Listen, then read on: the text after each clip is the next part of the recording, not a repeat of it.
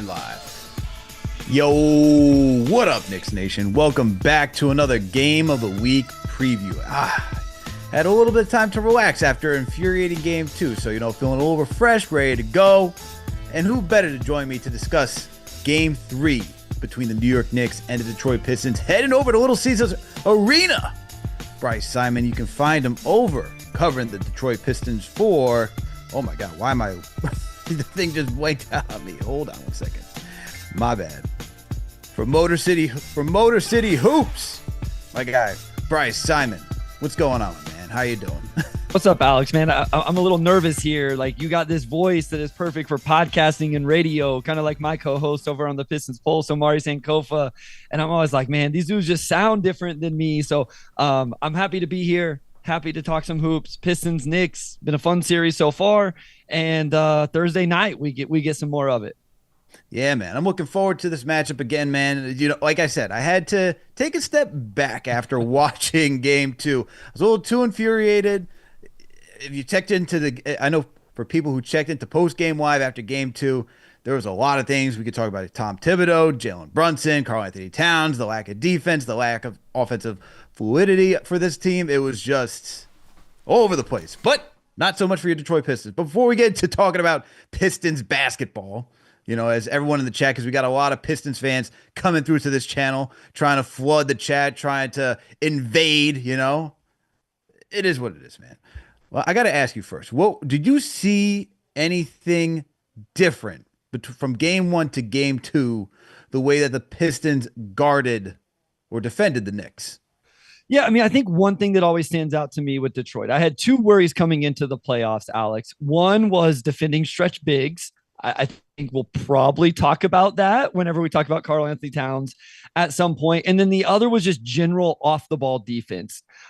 Split actions cause this team problems. Back doors give this team problems. Just miscommunication. And I felt like in Game 1, and I believe even in the start of Game 2, we saw some of that from Detroit. And then eventually they've cleared that up and they've really figured it out. And again, we'll talk about Karl-Anthony Towns. I feel like, the matchup, I don't think it should have surprised Tibbs and the coaching staff that Tobias Harris ended up getting that, because I feel like the Knicks get the other team's 4-man on Cat a lot, but they haven't from Detroit. So maybe they thought Detroit was going to stay with the Jalen Duren thing. Obviously, that was a huge story in Game 2. To me, was Karl-Anthony Towns he's got to be that second option for the Knicks offensively. And I really thought he was going to have a huge series scoring the basketball. Quite frankly, I think he's been fine defensively, not great, especially in Game 1. I thought he had a pretty good defensive game, but I thought he would have an opportunity to dominate this series on the offensive end. It just hasn't been that way, especially it wasn't in Game 2. Yeah. And look, when you're looking for Karl-Anthony Towns to just, this is what frustrates me, Bryce, is that the New York Knicks traded Julius Randle, Dante DiVincenzo for this guy because we needed another offensive hub. We said Jalen Brunson last season can't do it all by himself. We need another guy who we can get the ball to, who could put the ball in the hoop at a high and efficient level. We lost Julius Randle, didn't do so well in the postseason for us. Now it looks like he's starting to shake some of that off over in Minnesota. Yeah. But, don't matter. We got Karl-Anthony Towns, one of the most efficient scoring big men, especially from behind the arc. And it's been a little frustrating watching Tobias Harris guard him. And look, Tobias doing a solid job. Obviously, we all know between the last year and how he faced up against the New York Knicks. This man put up a donut in a closeout game, right? And now he's playing even better with Detroit, goes back home essentially, and is looking like the guy he was supposed to be for Philly. But I know, and I would think that I won't speak for you, but like when I see Karl-Anthony Towns being guarded by Tobias Harris, who has a height advantage, a skill advantage, I'm like, why aren't we getting this man in the post working Tobias Harris? Instead, what I'm seeing is Karl-Anthony Towns at the top on the perimeter, just allowing Tobias to just guard him and keep him far away. And even for the times that, I saw some of this just floating around social media, even when I go back and watch the game where, Cat gets the ball at the perimeter and it's like, why are you at the perimeter, man? Like, you got Tobias Harris. He's been guarding you for more than 80% of this matchup. Like, go to work. You have him. And look, I get that they're having Duren just guard Hart and having him shade over to be, that secondary help, right? But we've seen there's been success even when you have Harris and Durant as help. And I'm like, we got to get back to the basics that we did in game one. And that's probably been the most frustrating thing watching Tobias Harris guard him. And essentially, we don't have an answer right now. Yeah, I mean, I think it's been a huge part of the series. Jalen Brunson has still been effective in terms of putting up big scoring numbers. We've seen him make big shots. I know we got to talk a little bit about that eventually as well. OG had a huge game one, I think, on both ends of the floor. I thought he was an incredible two-way player in that one.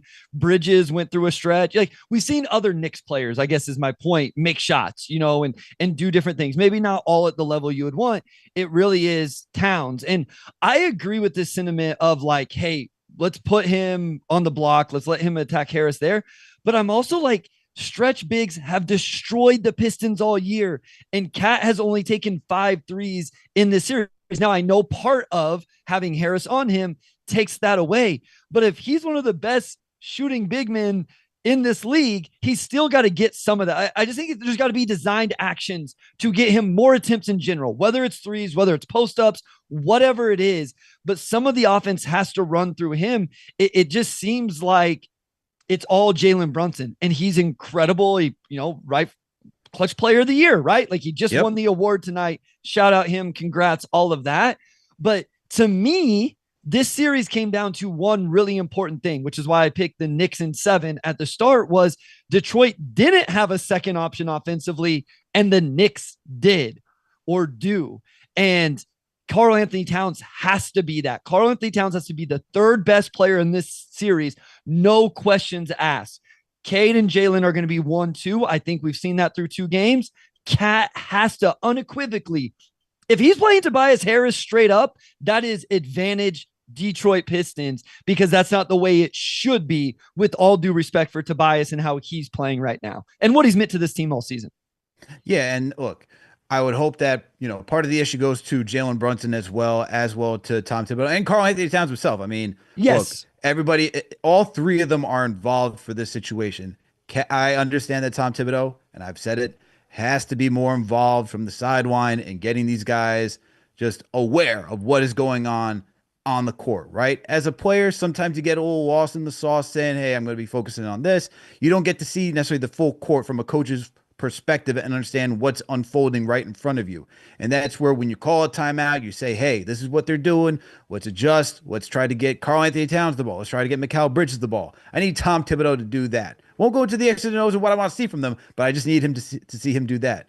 As well for Cat, yo, man, just go down to the block and call for the ball. You know what I mean? Like, how many, like, as a Knicks fan, I used to see Julius Randle do this all the time. And it's like, didn't have to be a design play. He'd just go out, and whether you liked it or not, he'd say, yo, get me the damn ball. And then you'd see Brunson, whoop, there's the ball. Or somebody else. There you go, man. I don't see Cat doing that enough. I think he needs to do that. The last thing that we talked about ad nauseum on the last show, was Jalen Brunson bouncing the living daylights out of the basketball. And it was too much Brunson, where I love Jalen Brunson. I wanted him from the Mavericks to join the Knicks. That happened. I like his game. Did not expect for him to be this superstar as he's become in New York, but he has earned the name Captain Clutch. Shout out to CP who has designated that name for him, and he is rightfully earned that name. As you already mentioned, Bryce, he won Clutch Player of the Year this year. But the thing is that he has to be more aware in getting guys involved. There were too many times, as you also noted, Karl-Anthony Towns, one of the best three-point shooting bigs, who's only shot 5 times. And there are too many times where you see Brunson drive it. It's like, oh, okay, Cat's popping. If Paul Reed's going to like dive in and, follow Brunson, I don't know, man. Maybe just kick it back out to the guy who could just shoot a 3 and treats it like a 15-footer. That's just me, though. And so Brunson gets some of the blame too, because even when I saw even when you look at the 37 points, if you just look at it on paper, you'd be like, yo, this man had a fantastic game. But then when you look at it from like the actual game unfolding, it's gaudy the way it was done, Yeah, and I will say, like, you said something at the top that really sticks with me, where it just doesn't seem like the flow and fluidity of the Knicks offense is there right now. And I would like to give the Pistons defense some credit for that. This is a top 10 defense in the league all season long, and they do find ways to disrupt you. The more I cover the NBA and I'm around it and all of that, you have to disrupt players in some capacity and teams in some capacity because these guys are so talented. You know this, Alex. Like they're so talented. Even the not good teams have talented players, right? That can Brian score. Scalabrine doing some work, man, and pick up basketball. Exactly.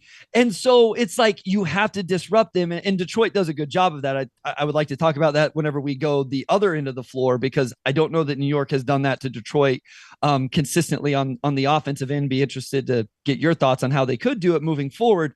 But the fluidity is just not there. And I do think some of that is Jalen Brunson. It's just, there is so much talent on this Knicks team. Let the ball move. I will tell you some of my best notes on the Substack. I will shamelessly plug that real quick for Knicks fans. Listen, it's Pistons notes, it's Knicks notes. I did a video breakdown of the final 6 minutes of the game. Yes, it's Pistons centric, but there's a lot of New York Knicks stuff as well. What they did, what they didn't do, who made shots, who didn't, all of that. Go check it out, motorcityhoops.substack.com. But it's like my favorite notes are when they're actually running Brunson off the ball. I kind of think he's sneaky good off the ball. He cuts, he uses screens well. That's when you can put the ball in Cat's hands. Like run a mid-post isolation for Cat with Brunson doing something on the weak side.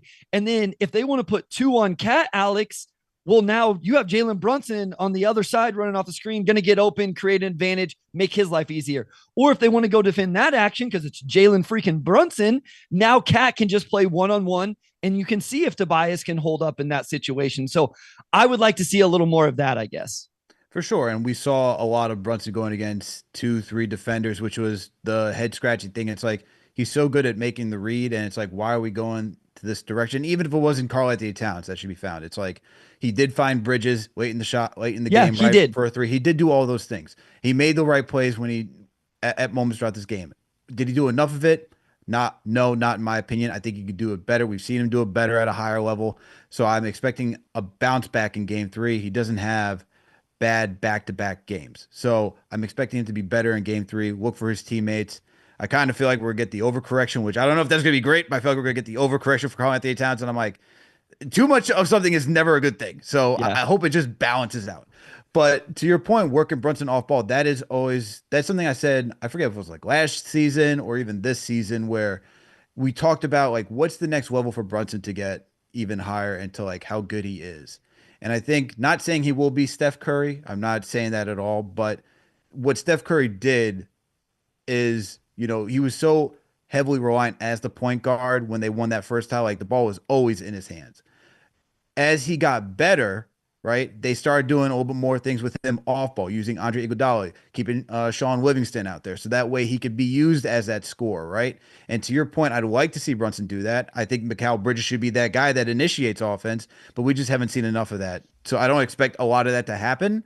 And even for if he is moving off ball, it's like what we saw, how he got that 3 in the fourth quarter, where it's a lot of motion. He gets off into the corner and that's it. I would like to see somebody else initiate the offense. Like I know Josh Hart can, but to really get to the point where you get Brunson fully off ball and thriving, you're going to need somebody else who they feel comfortable with having the rock in their hands. I'll tell you this too. The 2 primary defenders on Brunson this year, in this series so far, Asar Thompson and Dennis Schroeder. Mm-hmm. I will tell you, Dennis Schroeder's biggest weakness as a defender is off the ball. I mean, I have notes after note after note, and since he came over, and listen, he hit the biggest shot in the series so far, in my opinion. And campaign might want words, but he he's been very good at the point of attack. He's very poor off the ball. If Asar Thompson has a weakness right now, it's like off the ball, he'll get a little bit ball watchy, he'll give up a little bit of space, and then he's late navigating a screen. Those guys, when they're truly just isolation point of attack, they're pretty good. That's what they do best on the defensive end. And I know Brunson is incredible, definitely against Schroeder. He has a size and physicality advantage. I just think that's a way New York could take advantage of those matchups, running those guys off screen, letting Brunson do that, create an advantage before he touches the ball. And again, I don't even hate the idea of giving it to Cat at the top of the key. Let him make the read. Maybe he shoots it. Maybe he attacks off the bounce. Maybe he dribbles into a post up. The best NBA players can do this, right? They can shot fake. They can jab step. They can take 3 dribbles. If they don't have a straight line drive, then they turn their back, they turn it into an isolation post up, and then go from there. I think there's some creative things that the Knicks could do as opposed to just like Brunson hero ball, which I don't even mind watching, like just as a fan in general, because he's incredible. And I'm But sure as a Pistons fan, you're enjoying because, yeah, play it to the game that we want you to do. I'm just saying, I like guys that take over games. I think the Knicks could be more creative offensively. I'm sure I'm preaching to the choir here. You are Though. certainly preaching to the choir. So it's the Knicks Nation. Thank you all for tuning in for another KFTV Game of the Week preview. We're previewing Game 3 between the Knicks and the Pistons. They'll be at the Little Caesars Arena in Detroit.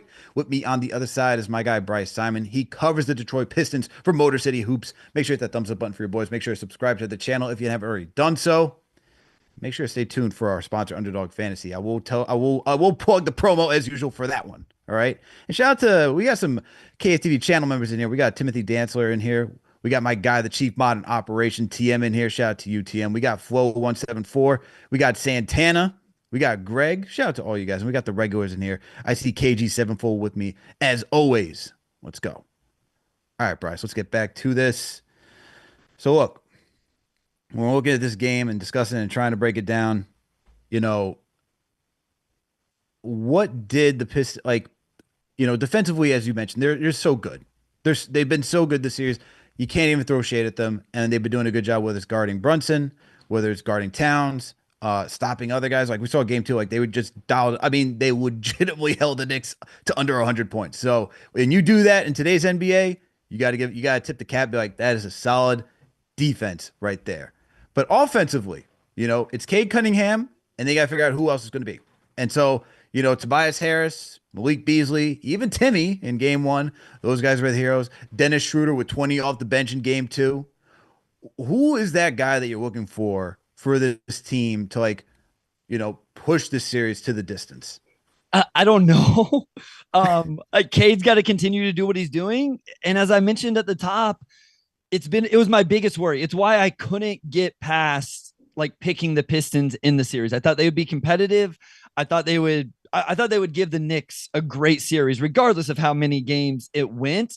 I just was like, they don't have the consistent number 2 score, with all due respect to Malik Beasley and the season he's had. And it's truly an historic 3-point shooting season with the number of shots he made and off the bench.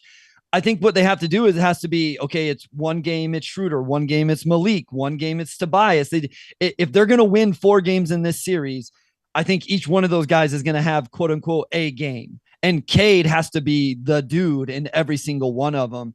I think that's my biggest takeaway from game 2 is Cade started to look really comfortable. And that does make me wonder how competitive Detroit can be. And if they actually could really push this to the brink and maybe even win it, was especially for the first half of game 1, did not look comfortable. OG really got up in him. And listen, I love watching OG play. In game 2, Detroit did some other things. With all due respect to Mikal Bridges, if Cade Cunningham's being guarded by Mikal Bridges, I'm assuming a bucket's about to get scored. And JB has figured out a way to get those switches with Bridges on him. And then Cade looks real confident in attacking those. So I think to answer your question, it's got to be a combination of guys from one game to the next of who that second guy and scorer is going to be after Cade. Yeah, and look, talk about Mikal Bridges. I did not want Bridges guarding Cade. I said that prior to the start of the series. Shout out to your co-host, Amari, who we've had on the show too. I'm like, it's got to be OG from the jump, yes, just for physicality reasons. And look, Cade did a damn good job. You know, you got me tip the cap again. Like, yo, when you score like that against OG, that's tough, man. And look, I know the Knicks, and I see some fans in the chat like, were the Pistons doubling Cade with OG on him? Yes, they were doubling to make sure to make him uncomfortable in game 1, at least. Game 2, I felt like they didn't do that as much. They kind of went from blitzing, doubling, and you know, I felt like that helped Cade get into a rhythm, and that's what threw me off a little bit. It's like that really worked in game 1. Why are we going away from it now? Maybe potentially when you look at the difference between how many minutes were played for the Stars in game 1 versus game 2, you know, when you give Campaign 4 minutes, Shamet 4 minutes, you're like, not enough to give these guys a lot of rest and to be doing all of that, because now you're talking about, especially for the second guy who's going to be stunting, helping. Now you got to recover too. If you're playing 40 plus minutes, it's a lot of wear and tear on the legs. So I would hope that Tibbs can trust the bench again, because doubling did work. And for me, it's if you're going to allow Cade to get into that type of rhythm, then you just see, even if Harris and Beasley aren't scoring like the 20 points that they were doing right in the game one, you're still giving somebody an easy look, because Cade is now in rhythm, and now you got to shift your entire focus to getting him out of rhythm. And if you got to do that, that means, as we've seen before, lapses for the Knicks defense. So hopefully Tibbs goes back to doing that early and just throwing different players at him, like to being that second player. It's got to be OG for most of the time, but he's got to throw different players at him to help.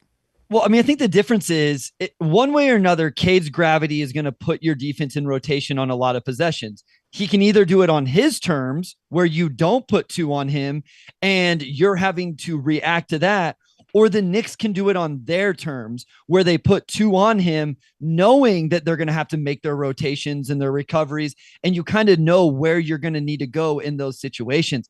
I've actually kicked around the idea of not starting OG on Cade and just doubling every single chance you can. But then now you have OG as this really good off-ball rotator and stuff like that. If you're going to put two on Cade and he's going to pass the ball out, then you don't need OG at the point of attack.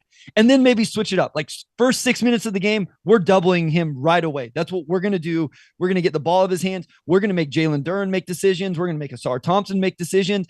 The Pistons have non-shooters. That's the one thing the Knicks have not taken advantage of yet, in my opinion, is the amount of non-shooters Detroit puts on the court. So like maybe 6 minutes you do that, and then you come back. Okay, now OG, you're on him. We're playing it straight up. We're not doubling, and just give Cade different looks, because once he gets in a comfort zone, he's about as good as this league has outside of the top 3 or 4 guys. And look, man, Cade has been, especially after game 2, he got into rhythm. He looked fantastic. And so it's for me, it's just, how do you slow him down to make sure that, you keep the offense stagnant? In order for the Knicks to really keep up with the Pistons, you got to muddy it up too. And that muddying it up means stopping the one player, right? And look, it's not impossible for, a guy like Cade to pull the team through. I literally watched this happen last year with the Knicks against the 76ers. I saw, it's like, I've seen it for the Knicks do it against the Cleveland Cavaliers. It's not impossible. And with Cade's talent, you just got to make sure that you're doing everything as possible and making it physical as possible, so that way it throws him off balance. And speaking about physical, Bryce, I know I sent you the docket for things to talk about, and you're like, oh my goodness, we got to talk about this thing. It's been a hot topic the last couple of games, man. The free throw discrepancies, the aggression. Tom Thibodeau after game 2 complained, saying, hey, I don't really care how the whistle's blowing, at least as long as it's blown fairly. If you're going to give that to Cade, at least give that to Brunson as well. And then you have JB Bickerstaff talking about, hey, I think the whistle's been pretty good. I have no complaints about it. And look, for a team that's physical as the Pistons, I'm sure you don't really care either. Yeah. But here we go with the hot topic. How have you felt about the officiating for this game? Yeah, I mean, listen, I don't get into it too much. I do. I wondered if this would happen. We've seen Detroit be very physical all season long. This is their style. This is what they do. They have an attitude and a mentality about the way they play. And I was curious to see if it would play to their favor in the playoffs, when the playoffs in general get more physical. To be like, they're not in the same realm as this team, but it's the same thing with the Thunder. The Thunder were like incredibly good defensively in the regular season. And I'm like, they're going to be even better in the playoffs because they're going to be allowed to be even more physical. I mean, how do you get by Lou Dort, J-Dub, and those guys when they're already physical, and then it just gets more so? So I'm not surprised this has been a topic of conversation. I was surprised the whistle in the first half, I thought, went in Detroit's favor. I literally put in my notes, I think this will get evened out in the second half. I don't know if Knicks fans felt that it did or not, but I mean, I don't know. Pistons fans get mad about Brunson stuff. I don't care. Alex, listen, Pistons fans are going to hate me for this. Like, I don't care, like, that Brunson foul baits. I don't. Like, if refs are going to reward him, why should he stop? I mean, I don't know. aesthetics are one thing, but the integrity of the game, Bryce. no, Apparently, there's ethics in the game that I've now missed. Please don't get me started. Please don't. The Pistons post, my guy Amari baited me into this the other day, and then I had to go on a tangent about it. I don't care about it. Jalen Brunson should do it every time if he gets rewarded. Now, the one thing I will say is when the refs aren't rewarding it, he's too talented not to just go score baskets, right? Like, I think there's sometimes where he's trying to get a foul call and it's like, Jalen, just shoot the basketball and score it, right? Because you're going to make it if you do. And so I don't know. I haven't been overly one side or the other. Where do you land on it? I think Detroit has gotten actually a better whistle than I anticipated, with the two games being in Madison Square Garden and them being, the lower seed and all of that. Like, I will say, if I have one surprise, maybe it's that in regards to the officiating. I think for this game, and I touched on a post game a little bit, like for all of the social media conversation of like, oh, Brunson is foul baiting, da da da da da da da. I'm like, this is, if you didn't want to have that label, and this is the thing, is that narratives are very easy to create, but they're tough to break. Yeah. And especially in the NBA. And not saying that he should worry about it. Go out there and play your game. You know what I mean? And if the foul discrepancy, especially in the first half, which I can understand why it led to what Brunson was doing in the second half. Now you're trying, if it's like, okay, if we're playing that game, I will go match that game and I will go try to fight to go get my fouls and get to the free throw line if that's what we're doing. I mean, the Pistons had 12 free throw attempts with like 5 minutes to go in the second quarter, and the Knicks had 0. I mean, I would be a little frustrated too if you have not shot one free throw. And watching Brunson for so many years, he attacks the lane so aggressively that he does get fouled. Some may say that he's always like whiplashing his head and just like looks like he's faking it. But if you've watched him enough, he really goes like 110% into the paint. I always think that it's overblown. I think the only two players that really have like abused that like foul baiting type stuff is Trae Young and the man himself, James Harden. All right. James Harden legitimately had double-digit free throw attempts. That is, by definition to me, a free throw merchant. If you're going to be doing that, that's what it is to me. But at the end of the day, like, they've tailed back like how often you get to the free throw line so much now that I don't really care. Like, I think it's just noise. And if you're a good, talented player, of course you're going to go fight to get the foul. Of course you're going to want to slow down the game. Of course you want to get to the free throw line, get the easiest shots possible. Of course you can do everything in your power to give yourself an advantage. And if you know how to get to that advantage, you're going to do it. Now, to what you pointed out is that don't just go to that as like your goal. Like, your goal should be to score. Because then when you start to do that, now you're off balance. Now you're putting up shots that don't even make sense. And then you now it's a wasted possession. It's a compound effect to what your team is now trying to do. And then sometimes as players, look, I play a lot of pickup basketball, and it's like you just see like if someone misses a shot, like they're going to try to fight their way to get back into it. Right. And even in any sport, it's like if you make a mistake, you're going to try 10 times harder to make up for the mistake that you made, or like just trying to get yourself back into rhythm now. And that can sometimes throw your team back. And so for me, I'm like, don't do that. Continue to do what you do to slow down the game, get to the free throw line. But there's always a balance of what you're trying to do there. Yeah. And I will say, I told, GMAC was over on shout out him, really good friend of mine. And he brought up the, whenever Asar fouled out, that Brunson like kind of celebrated it in a way or put up 6 fingers or whatever. That's the thing that stood out to me. Like, to me, that's interesting. It's like he was so excited about Asar fouling out that I wonder if Asar's got to him a little bit. It's like that was interesting. And I think Asar has to figure out the foul stuff. I don't love all of the calls that went against him. I think there was a couple that weren't good. But Asar has to figure it out, especially early in the game. He can't get early fouls because then he's always playing from behind and he can't play his aggressive style when he's always, quote unquote, in foul trouble and trying to stay out of foul trouble. But yeah, I mean, here's why I don't like it, Alex, is we've gotten 2 really interesting, fun basketball games. And then I don't like going on Twitter, Blue Sky, whatever. And like the timeline is just full of either Jalen Brunson, hey, or whatever it is, either way. And I just want to talk about the good quality basketball we saw, like we've done so far, right? Like, how do you stop Brunson? How do you stop Cade? how did the Pistons dominate the Knicks on the boards? Like that's what I want to talk. I want to talk about nerd stuff. I don't love talking about the foul stuff as much. I realize it gets out of. I understand people who aesthetically don't like it. I don't like when the aesthetics of the game get confused with ethics or how good or bad a player is. I don't like when people say, oh, Brunson's not this or not that because he gets to the free throw line or gets all the calls or whatever. SGA does it. Luka does it. Embiid does it.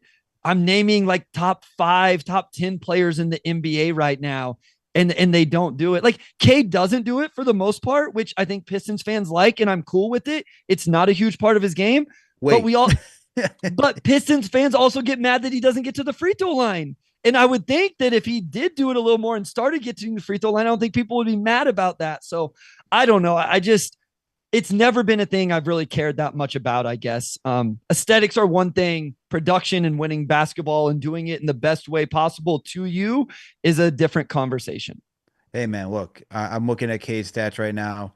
Every year it's gone up from, Yep. for free throw attempts. It went from 2.6 to 3.6 to 4.4 to now 5.3. Yep. And look, I get that in 2022, 2023, his second season where it's 3.6, he only played 12 games. 12 games. But Yep. look, the same thing happened for Brunson, man. As you get better, you figure out how to work the game and you work the game to your favor. So it's why I just find it comical where it's like, especially when we get to the ethics portion, it's like, who are you to stand on your high horse? If you had a player on your team doing this, you would be eating that up all day and night. So please, like, I'm not saying you, but to those people out there, please stop with the ethics of basketball. For some reason, the ethics thing really bothers me. Like labeling it unethical.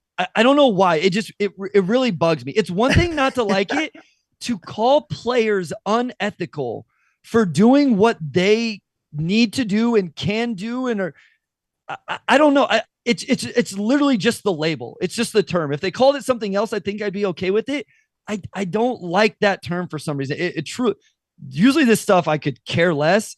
It kind of bothers me every time I see somebody call a player unethical or that it's not real bad. Like my guy Amari, me and him got into it a little bit because he said it's like not basketball in some way. And I'm like, no, manipulating the officials is part of basketball at every level. I watch high school officials in little small town Kansas where I live manipulate the officials by the way they talk to them and act and everything else. It is a nuanced aspect of the game. That's why we have officials and not that are human and not robots. It's part of the game. And I'm kind of fine with it, I guess. Find me in the minority on it. This is the last thing I'll say, but I think why I know like it bothers you. And when I read it, I'm like, ethics to me is like, as a former practicing attorney, like when you think of ethics, it's like what is good, what is right, and what is wrong, right? Saying getting to the free throw line is wrong. It's part of the game. It's not wrong, and nor is it like, could you even classify as right? It's just part of the game. So that's why I'm like we're acting like we're murdering somebody out here, and that's what just kind of is like, what is ethical? Why is this now falling to an ethics side? Yeah, it's like they're cheating the game on purpose, or like it's like exactly. No, they're playing. If you want to be mad, like my other thing is be mad at the officials. Like petition the NBA to tell their officials to not reward it. That how you get Jalen Brunson, SGA, Luka, Embiid, et cetera, to stop doing it. Stop calling a foul. And I'm okay if that's people's argument. If people's argument is, I don't like watching this, please stop calling it, I'm here for it. I don't like demeaning those players and what they're accomplishing as part of the narrative. I don't love that. If you don't want the NBA, like if you want the NBA to get rid of it, I'll get behind you. Send me the petition. I'll sign it first.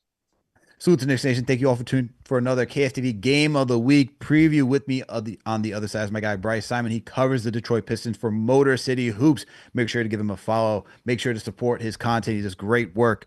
All right. And make sure to hit that thumbs up button for your boys. Make sure to subscribe to the channel if you haven't already done so. And make sure to support our sponsor, Underdog Fantasy. Use that promo code KFTV to get up to $1,000 in instant bonus cash and a free pick. People, let me tell you why I love Underdog Fantasy. Like I always say, I think I know a little bit more when I'm watching the sport, and I like to put a little money down, try to earn some money in return, okay? Underdog's a fun way to do it, okay? So the cool thing is that if you're just going to create a ticket, all you got to do is just choose a minimum of 2 players. They either got to play different sports, or they got if you're choosing the same sport, you gotta choose at least two players on two different teams. You can choose up to max 8 players, and all you got to do is just choose higher or lower for any stat that you choose. So, for example, if Cade Cunningham has, let's say a projection of higher or lower of 26 and a half points. Maybe you go with higher if you're Bryce. Maybe you go with me, say lower because I want to see that happen, man. I want to see some defense played by the New York Knicks. All right. That's all you got to do. You do that for all 2 to 8 selections. And the cool thing is you can either go big or big by saying, hey, I believe all my selections are going to go right. Or you can go the insured route and saying that, hey, you believe some of your picks going to go get right. So let's say you choose 4, you get 3 out of 4, you still get some money in return. Now, the other cool thing, you also get to put on your GM caps and go do fantasy drafts. Okay, so you and a couple friends, or you can just join a random league, do a fantasy draft for that day, daily fantasy draft, and go see if you can go beat whoever out there, your friends, some of the randos who are playing daily fantasy, and see if you can go earn some cash. Make sure to support our sponsor, Underdog Fantasy. Use that promo code KFTV to get up to $1,000 in instant bonus cash and a free pick. All right, Bryce, let's wrap this thing up. All right. Like that conversation on the foul. I feel like it's getting a lot of hand on Twitter. All right, man. For game 3, what should we expect, man? Because we've broken this thing down from like the transition from game 1 to game 2. We talked about Cat not being utilized. We talked about Brunson. Got a little insight on what the Detroit Pistons are doing defensively, who you expect to, be that second offensive hub, or like what you expect to continue up with that. Now I'm asking you what to expect for game 3. Series is tied 1-1. Both teams, Pistons are trying to work off the momentum that they just got. You took one in the Garden, man. Home court advantage has now been ruined to a degree. You took one in the Garden. Now you're going home to a fan base that hasn't seen a playoff win since 2008. All right. These guys have been deprived, starving. They're famished, man. They're like people out in the desert. They want food and water. The Cade Cunningham and crew just gave it to them, man. What should we expect for game 3? I mean, one, I think it's going to be wild in LCA. People have been waiting for this. They're selling out for it, like literally and figured. Like it's going to be wild in there. I'm fascinated, Alex, to see if that actually plays in Detroit's favor or not. I think at times this team at home can get a little worked up. They can get a little excited. I think the way their chemistry is and their attitude and their mentality, I think plays really well on the road. They can go into the Garden and galvanize together against that crowd and, all of that. At home, I think they love the crowd and the crowd, but it's almost like it feeds them a little too much. So I'm interested to see to start the game, are shots missing long? Are there some turnovers? Like watch for that. That'd be something to watch for. Are passes a little off target, or are decisions made a little too fast? Like some of those things. I'm just interested to see. I think we get a Malik Beasley game though. Malik, did not shoot it great. He missed some really good opportunities. Again, I'll shout out the final 6-minute breakdown I did of game 2. And I highlighted a lot of the opportunities Detroit had over the final 6 minutes, even as New York was making their comeback, and Malik missed a couple looks during that.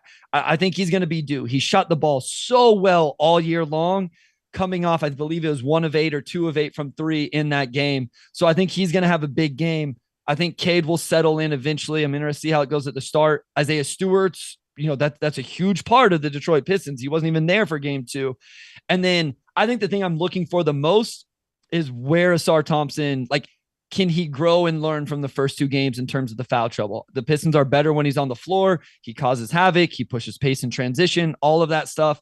I'm really fascinated to see if he can stay out of foul trouble and stay on the floor in this game 3. First of all, now you remind me that Isaiah Stewart wasn't playing in game 2. And that's the other thing why I got irritated, man. Is like, Cat, just go to work, man. There's no Isaiah Stewart. Got to touch on this before I give you the Knicks perspective. Like you say that the crowd could juice up essentially the Pistons to the extent where they're making mistakes.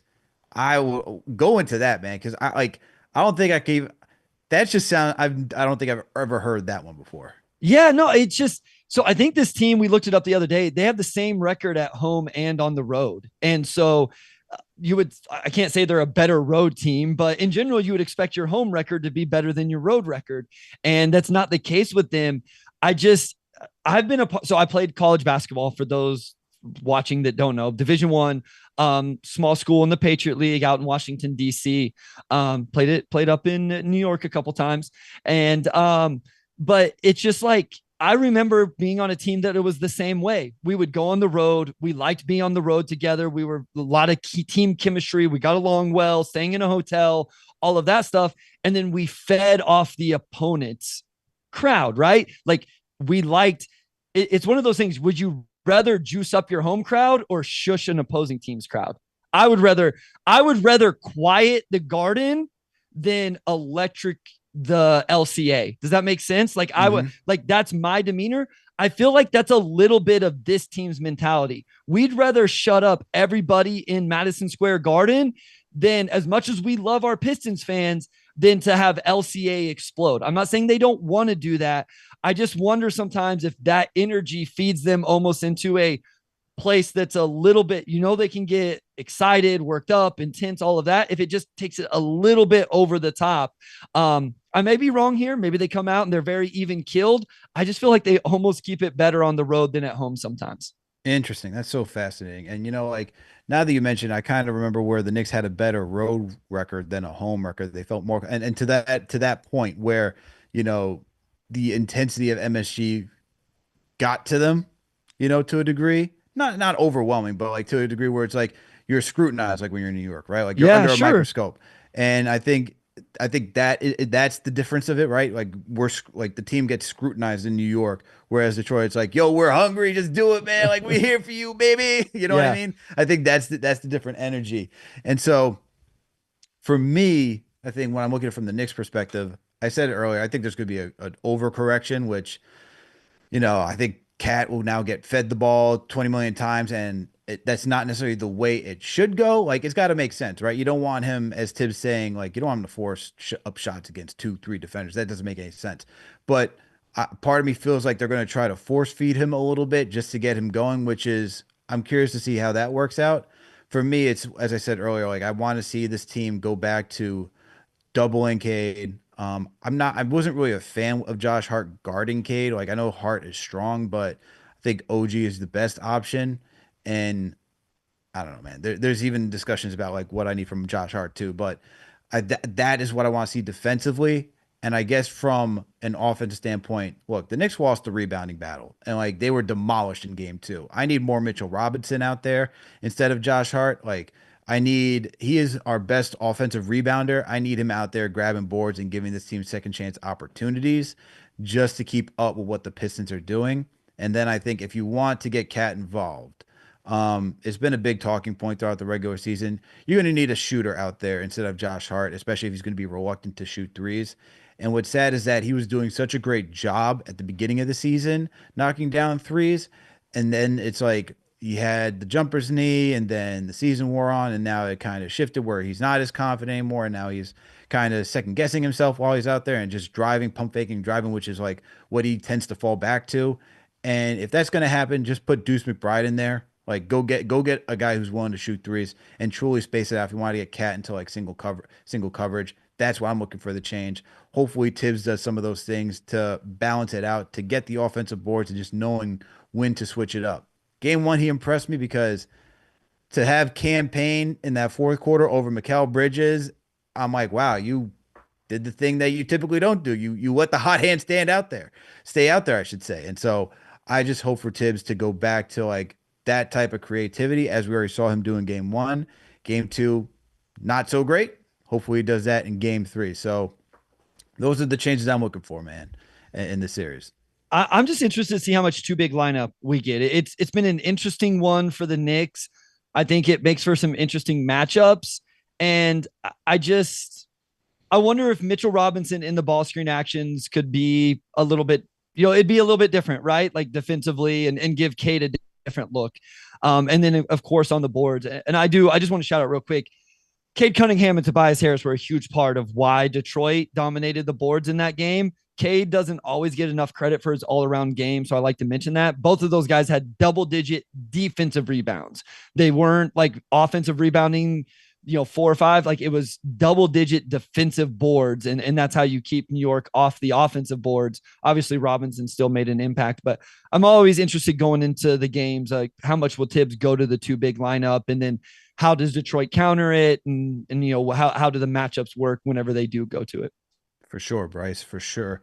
Bryce, I appreciate you coming through and previewing this game with me. Before I let you go, it's still Isaiah Stewart is still questionable for tomorrow, right? Yeah, the last I saw, that is still the case. I don't know anything other than that.